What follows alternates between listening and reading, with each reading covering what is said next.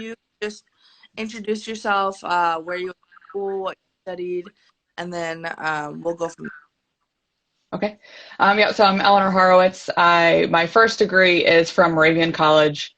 I majored in political science, graduated in 2008, then went back to Liberty University and got a degree in accounting, which I graduated from in 2015, I think, 15 or 16. And now I'm actually going back for my master's degree from Penn State University Oh, nice. for data analytics. Okay. So how was that graduating during the recession? That was a trick. That was tough. Yeah, thankfully had a job. I was working through college, so I was employed, but it was a college job. It was waitressing, right?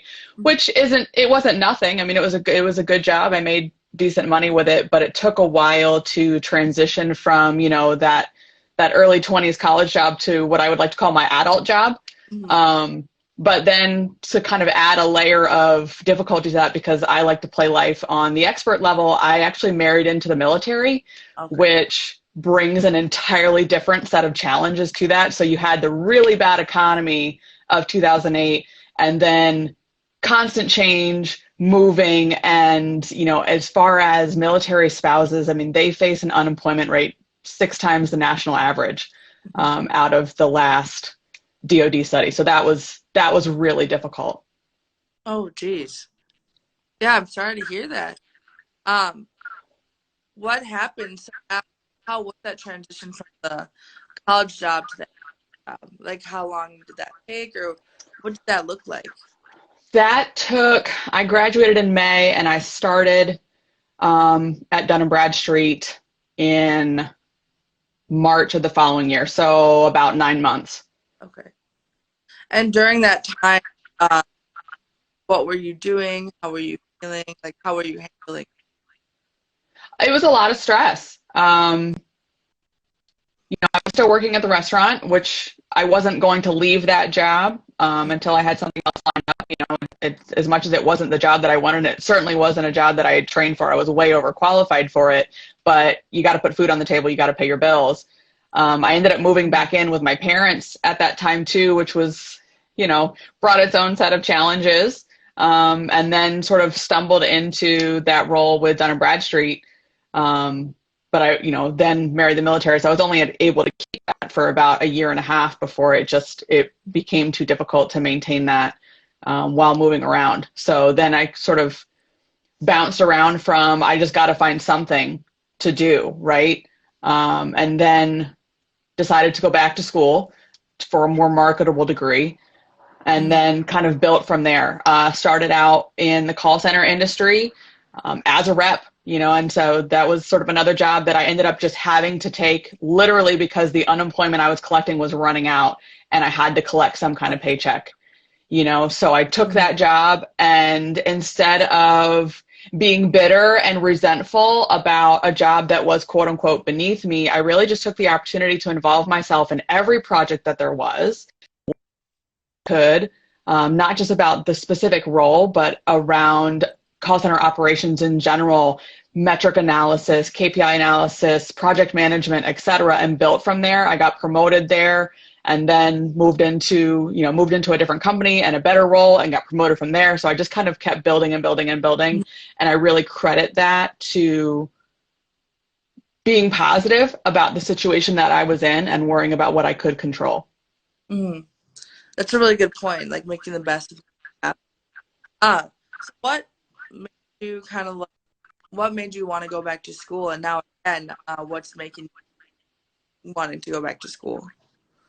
Originally, to back it up, I kind of bought into what high school guidance counselors were preaching in the late 90s, early 2000s of get any degree and you can get hired anywhere. Don't worry about it. Which turns out isn't 100% true. Your degree does matter, right? And there's not a whole lot of call for political science skill outside of, doing politics, which really wasn't something I was interested in. And so the thought was, I was working in the business industry, and a more marketable degree in the business industry is going to be something that's business related. But, just a regular business administration degree was sort of a little bit too generic and wasn't marketable without the MBA on top of it. So I picked the accounting one because it ended up being a Bachelor of Science degree. So it's got a little bit higher degree of difficulty. And because I really discovered, even though I had avoided it most of my life, that I was actually really good at math and really liked math and really liked statistical analysis. So sort of begrudgingly that part of my life. And that, I wouldn't say that was like the break in my career progression, graduating with that degree, but it certainly helped. And then sort of deciding to go back and get my master's. I think it was probably something that I always knew I would eventually do, but again, begrudgingly was like, well, I guess I have to go back to school, and wanting something more than just a generic MBA that it seems like everybody's got nowadays. I really like data analysis. I really like digging into numbers to see what insights I can get out of that and, turn into actionable business decisions. And a data analytics master's really seemed to fit that the most. So it's always been, you get yourself to a certain point in your career and find stuff that you're really good at or that you're really interested in, and then, grow more skills to grow further in that path. Has sort of been my mantra, I guess. Okay, awesome. So, off of you graduating in the recession and then now you've been to school a couple of times, I'd love to hear, and I know you said that positivity and just like looking at every opportunity with a positive lens help push through. I'd love to hear how you remained positive and how you kept yourself, because I think a lot of people today going through the pandemic, and especially a lot of students that are graduating, could really benefit from that. Yeah, I'm not going to say that it was easy, and I'm not going to say every day I was positive, because 100% it was not, and I was not. There were several, and it's not just your professional stresses, right? You've got your personal life too. My husband was deployed twice while we were married, and trying to move in the middle of a semester while you're running group projects, and you get to your overnight stop and have no internet, but you've got a project you've got to hand in the next day. There were plenty of stressors day in and day out. And there were some days that, I went to bed crying, and that's 100% honest, that you're going to face days like that. Mm-hmm. But the sun gets up the next day and you have another shot at it tomorrow. And sometimes you might miss the deadline. Sometimes you might fall flat on your face. But if you learn from it, then it's really just a growth opportunity. And sometimes in the thick of it, it's hard to see that, right? You can really get yourself kind of in that downward vicious spiral of despair, and there's no way I can succeed.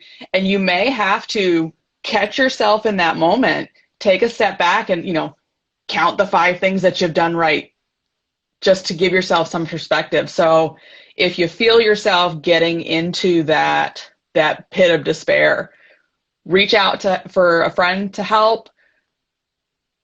Journal it, whatever works for you, whatever way you cope with stress, but stop that vicious spiral before, you really get yourself into a hole. Mm-hmm. Yeah, a good point. Thank you for that. I really appreciate what you shared up until now. I think a lot of it's going to be who's watching. And the last question that I ask is that what is one piece of advice or one lesson that you would go back and give yourself maybe when you were graduating that you would want to give people today? I thought long and hard about how to answer this question, because I have been blessed to receive so many really good pieces of advice that I have worked really hard to implement. And I think probably the one that would sort of summarize all of it, and I think be most applicable to today's climate, is that you should learn something from every situation, every job, every person, even if that something is what not to do. Because sometimes you're going to be in a toxic situation, and you can just say, this is what happened, this was the result, and I know that if I did it differently, I would have a different outcome. But if you have that mindset of you're going to learn something from everything, then when the pieces eventually fall into place, you're poised and ready to take that dream job, right? So take whatever job you have to take to do what you need to do for your family, to put food on the table, to keep a roof over your head, and learn everything you can about that job. Learn everything you can from the peers around you, the management over you, the people underneath you, and figure out how to apply that to your dream job. You know, some of my jobs along the way were, you know, waiting tables, were, you know, mucking stalls at an equestrian center. And if I didn't have the mindset, and if I wasn't constantly thinking, how is what I'm learning here going to apply to what I eventually want to do, you'd feel like that's wasted time, and that will sort of add to your feeling of despair. So if you keep that growth mindset and learn everything you can and figure out how to apply it to what you want to do, eventually when things normalize and an opportunity presents itself, you can say, yeah, I've got 20 years worth of work experience, and here's how it all fits into how I'm going to succeed in this role. Thank you. That's something I really needed to hear, because I'm kind of jumping around different roles lately, and I keep thinking like, how, like, what am I doing? You know, why am I not like doing this, chasing this? And it's a good reminder to, like, you know, there's value.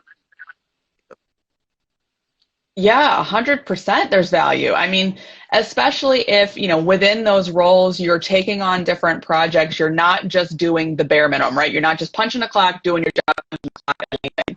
You're contributing more value to the overall organization. That's stuff that absolutely translates onto the resume and absolutely translates into the interview and then into that subsequent role. Thank you so much for, you know, sharing this today, for giving us the great advice. I am super excited to put this on other platforms too, and I think it's be super beneficial. So thank you for being on the